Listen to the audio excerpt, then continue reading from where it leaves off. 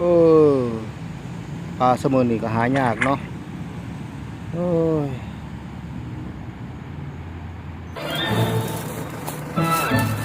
เนาะมันลักปลาข่อยเออยังจะเห็นยังล่ะพ่อใหญ่ฮะจะลักปลาสาข่อยตีข่อยแจ้งพ่อใหญ่บ้านเด้อ No. ฮะเจ้าไปเห็นป้ายตีข่อยเขียนไว้ฮะ Oh no. เจ้าเขียนป้ายว่าจังไดล่ะห้ามใช้เบ็ดห้ามวานแห